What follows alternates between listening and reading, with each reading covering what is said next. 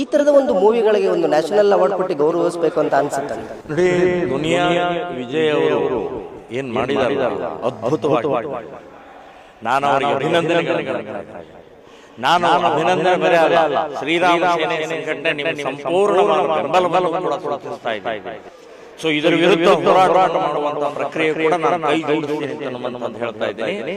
ಸರ್ಕಾರ ಈ ರೀತಿಯ ಚಿತ್ರಗಳಿಗೆ ಮಾನ್ಯತೆ ಕೊಟ್ಟು, ನಾನು ಹೇಳೋದು ಫ್ರೀ ಮಾಡಬೇಕು, ಟ್ಯಾಕ್ಸ್ ಮಾಡಬೇಕು. ಸೊ ಅವರು ಉಚಿತವಾಗಿ ಇಡೀ ರಾಜ್ಯಾದ್ಯಂತ ಅದನ್ನ ವಿತರಣೆ ಆಗಿ ಪ್ರದರ್ಶನ ಆಗುವ ಹಾಗೆ ಮಾಡಬೇಕು ಅನ್ನುವಂಥದ್ದನ್ನು ನಾನು ಆಗ್ರಹಪಡಿಸ್ತೇನೆ.